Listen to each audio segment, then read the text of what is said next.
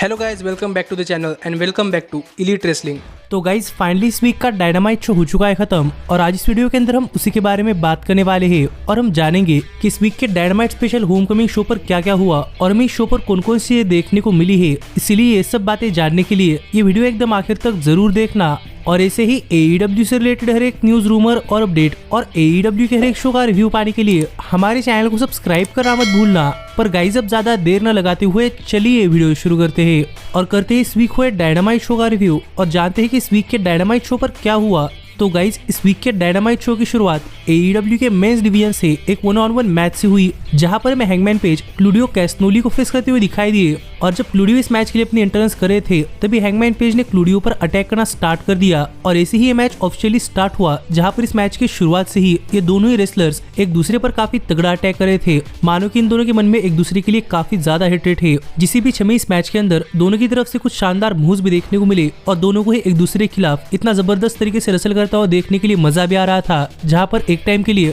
क्लूडियो ने hangman page को उठाकर रिंग के बाहर सीधा रैंप पर फेंक दिया, जो कि इस मैच की काफी शानदार मूव रही। पर इसके बावजूद भी हैंगमैन इस मैच के अंदर बने रहे और जब क्लूडियो बार बार हैंगमैन का फिनिशर रिवर्स कर देते थे तो ये देखकर एक बार के लिए हैंगमैन पेज ने क्लूडियो पर एक नहीं बल्कि 2 बार अपना फिनिशर बकशॉट लैरिएट लगा दिया और फाइनली यहाँ पर क्लूडियो को पिन कर हैंगमैन पेज ने मैच जीत लिया है। जो मैच सच में शो के ओपनिंग के अंदर एक काफी जबरदस्त मैच चला, जो कि करीब आधे घंटे तक चला था, लेकिन हैंगमैन पेज ने मैच जीत लिया है। तो देखने के लिए मजा आएगा कि आगे उनके साथ क्या होता है। पर इसके बाद में डायनामाइट शो पर होमकमिंग शो के कुछ स्पेशल चीजें देखने को मिली, जैसे कि ब्रॉड ली का डेब्यू और उनका करियर। लेकिन इसके बाद में शो पर एक 8-मैन टैग टीम मैच देखने को मिला, जहां पर हमें एज, प्रेस्टन वांस, ऑरेंज कैसिडी और डस्टन रोड्स, मोगिल एम्बेसी और लांस आर्चर को फेस करते हुए दिखाई दिए। और गाइस ये मैच भी एक मल्टीपर्सन मैच है, जिस मैच के अंदर हमें शुरुआत से लेकर आखिर तक कुछ काफी जबरदस्त मूव्स देखने को मिले हैं। और गाइस इस मैच के अंदर हर एक रेसलर को एक दूसरे के खिलाफ जाता हुआ देखने के लिए काफी मजा आ रहा था, क्योंकि इस मैच के अंदर कम्पीट करने वाले हर एक रेसलर की अपनी स्टाइल थी, जिस वजह से इस मैच के अंदर हर एक पॉइंट पर इंटरेस्ट काफी आ रहा था।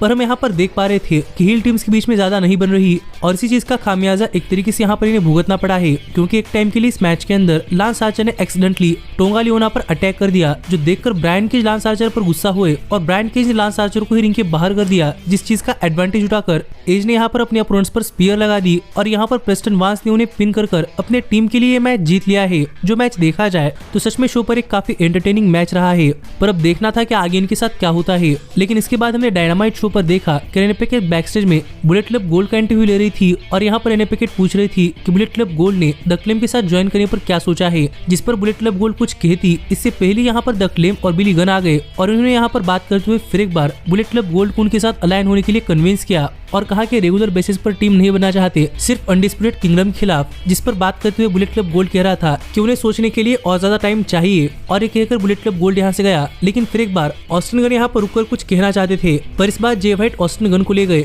पर यहाँ पर एंथनी बोवेंस ने अपनी टीम के लिए काफी बढ़िया नाम भी सजेस्ट किया था, बैंग बैंग सीजर गैंग। तो देखना पड़ेगा कि इस प्रपोजल पर बुलेट क्लब गोल्ड क्या कहता है। पर इसके बाद हमें शो पर brand new AEW world heavyweight champion Samoa Joe आते हुए दिखाई दिए और गाइस हम यहाँ पर समोआ जो के कंधे पर AEW चैंपियनशिप के नई डिजाइन देख पा रहे थे, जो कि फिर एक बार AEW की बेसिक डिजाइन है, जहां पर AEW ने MJF का स्पेशल स्ट्रैप रिमूव कर दिया है। पर यहाँ पर आकर माइक लेकर बात करते हुए समोआ जो ने कहा कि समोआ जो यहाँ पर सबको बताना चाहते हैं कि AEW कंपनी के अंदर नया एरा स्टार्ट हो चुका है, जो कि समोआ जो का एरा है और वर्ल्ड चैंपियनशिप मैच के लिए रूल्स चेंज हो गए हैं। यानी कि अगर जिसे किसी वर्ल्ड चैंपियनशिप मैच चाहिए वो सीधा सामने से आकर रोकर गिड़गिड़ाकर वर्ल्ड चैंपियनशिप मैच अर्न नहीं कर सकता, या फिर ट्विटर पर जाकर किसी भी तरीके से ट्वीट कर वर्ल्ड चैंपियनशिप मैच अर्न नहीं कर सकता। अगर किसी को वर्ल्ड चैंपियनशिप मैच चाहिए तो उसे अपना रिकॉर्ड सबमिट करना पड़ेगा, जिस पर कमेटी डिसाइड करेगी कि उसे वर्ल्ड चैंपियनशिप मैच देने के लिए कंसीडर किया जाए या नहीं, और इसके बाद ही उसे वर्ल्ड चैंपियनशिप मैच मिलेगा। जो बातें कहकर एक तरीके से यहाँ पर समोआ जो ने अपने सभी चैलेंजर्स को एक नया रास्ता दिखा दिया है और मुझे लग रहा है कि ये सब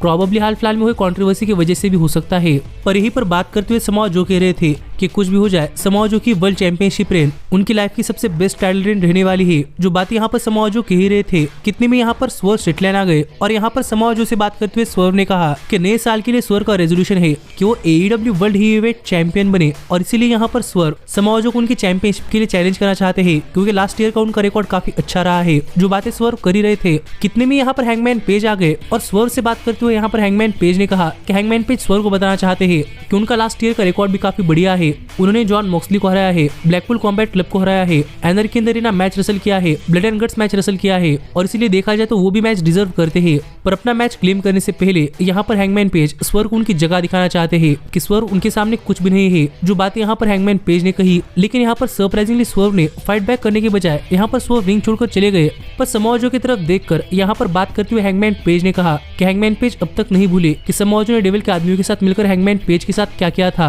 लेकिन अब समोआ जो बचकर रहे, क्योंकि जैसे ही हैंगमैन पेज को वर्ल्ड चैंपियनशिप के लिए मैच मिलेगा तब समोआ जो नहीं बचेंगे। जो बातें कहकर हैंगमैन पेज यहाँ चले गए और यहाँ पर समोआ जो अपनी चैंपियनशिप लेकर सेलिब्रेशन कर ही रहे थे, कितने में यहाँ पर सरप्राइजिंगली हुक आए और हुक आकर सीधा रिंग के अंदर खड़े हो गए और समोआ जो के साथ फेस टू फेस जाकर यहाँ पर हुक ने समोआ जो की वर्ल्ड चैंपियनशिप को पॉइंट आउट करते हुए कहा कि सिर्फ एक हफ्ता यानी कि probably Hook next week Samoa Joe के खिलाफ वर्ल्ड चैंपियनशिप मैच चाहते हैं। और एक कहकर हुक यहाँ चले गए। तो देखने के लिए मजा आएगा कि जब पहली बार हुक और समोआ जो एक मैच के अंदर आमने सामने आते हैं तो यहाँ पर क्या क्या होता है। लेकिन इसके बाद में शो पर दिखाया गया कि किस तरीके से last week Diana Purrazzo AEW company के अंदर आ चुकी है। और इसी पर बात करते हुए बैकस्टेज में रेने पिकेट टोनी स्टॉर्म का इंटरव्यू ले रही थी और यहाँ पर रेने पिकेट टोनी स्टॉर्म से पूछ रही थी कि टोनी स्टॉर्म ने लास्ट वीक का शो देखा है या नहीं। जिस पर बात करते हुए मरिया मे ने भी पूछा कि क्या टोनी स्टॉर्म ने लास्ट वीक उनका मैच देखा है। लेकिन यहीं पर बात करते हुए टोनी स्टॉर्म ने कहा कि उनके पास हर एक चीज देखने के लिए टाइम नहीं होता, जो देखकर मरिया मे काफी नाराज हो रही थी। और यहाँ पर टोनी स्टॉर्म ने एक तरीके से मरिया मे को नाराज ना होने के लिए चॉकलेट्स दिए, जो देखकर मरिया मे थोड़ी फार खुश थी।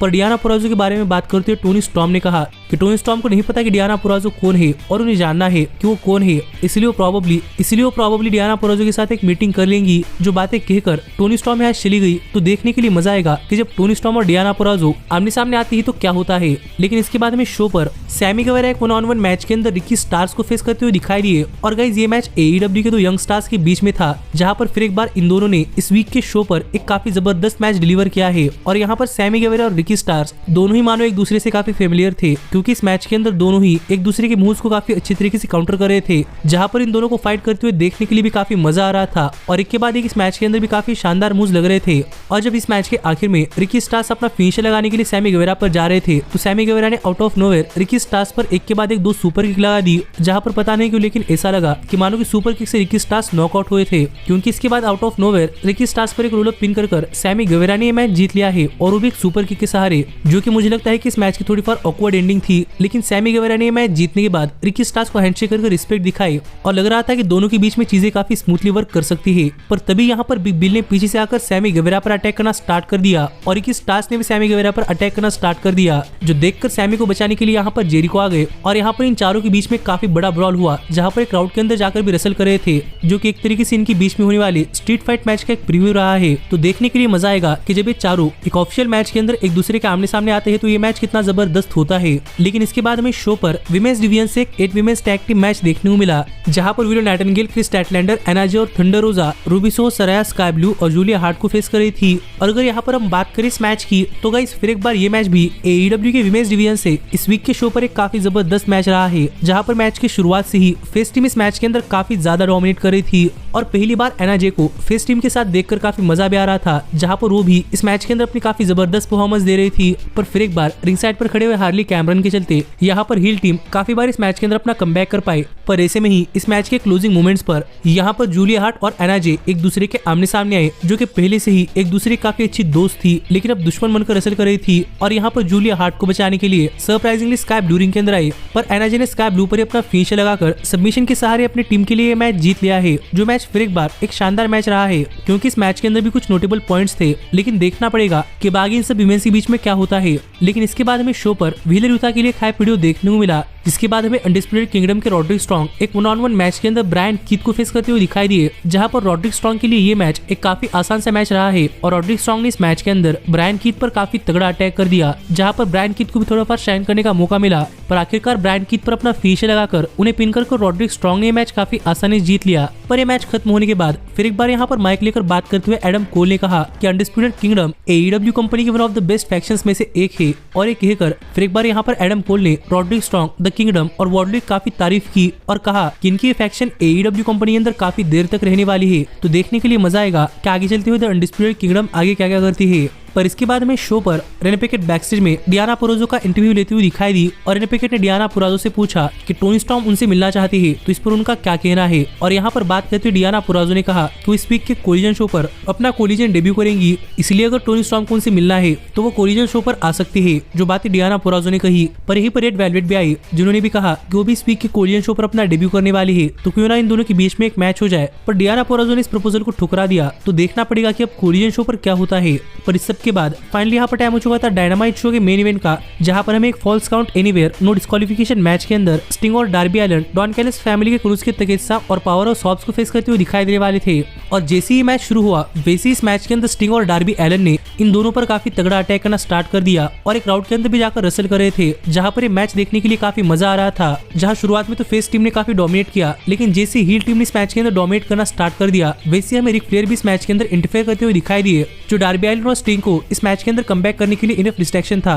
और इसे आगे हमें इस मैच के अंदर चारों की तरफ से कुछ शानदार मूव्स भी देखने को मिले और पूरा का पूरा क्राउड भी इस मैच के अंदर काफी इन्वेस्ट था और क्राउड भी इस मैच को काफी एंजॉय कर रहा था। और जैसे जैसे मैच अपनी एंडिंग की तरफ आया वैसे वैसे यहाँ पर पावर ऑफ सॉब्स स्टिंग पर स्टेज के ऊपर से नीचे एक पावर स्लैम लगाने के लिए गए, पर स्टिंग ने इसे अपने फिनिशर यानी कि स्कॉर्पियन डेथ ड्रॉप के अंदर कन्वर्ट कर लिया, जिसके बाद पावर ऑफ सॉब्स को पिन कर स्टिंग ने ये मैच जीत लिया है। जो देखा जाए तो सच में काफी जबरदस्त मैच रहा है, जहाँ पर मैच का फिनिश भी काफी बढ़िया रहा कि स्टिंग ने स्टेज के ऊपर से नीचे टेबल के थ्रू अपना फिनिशर स्टिंगर डेथ ड्रॉप लगा दिया। पर स्टिंग और डार्बी एलन के मैच जीतने के बाद यहाँ पर टोनी शिवानी रिंग के अंदर आए और स्टिंग और डार्बी एलन से बात करते हुए टोनी शिवानी ने पूछा कि स्टिंग का रिटायरमेंट मैच काफी नजदीक आ रहा है और यहाँ पर काफी सारे लोग जानना चाहते हैं कि स्टिंग का रिटायरमेंट मैच किसके खिलाफ होने वाला है। जिस सवाल का जवाब स्टिंग देने ही वाले थे, कितने में यहाँ पर सरप्राइजिंगली द यंग बक्स का रिटर्न देखने को मिला है, जहाँ पर एक तरीके से मानो कि यंग बक्स कह रहे हो कि स्टिंग अपने रिटायरमेंट मैच के लिए उन्हें चूज करे। और यंग बक्स को देखकर स्टिंग भी थोड़े फार सरप्राइज थे और ऐसे ही इस वीक का शो ऑफ एयर गया तो देखने के लिए मजा आएगा कि क्या स्टिंग अपने रिटायरमेंट मैच के लिए यंग बक्स को चूज करते हैं या नहीं।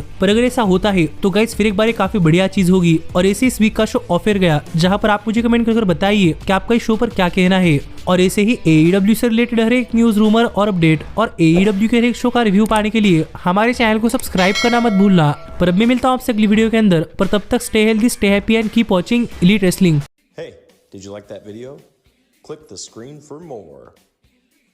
And where do you think you're going? Check out our official merchandise page and to support the entire cast. And thanks so much for being the elite. The elite. The elite. What, Nick, you're not going to sing it all with me this time?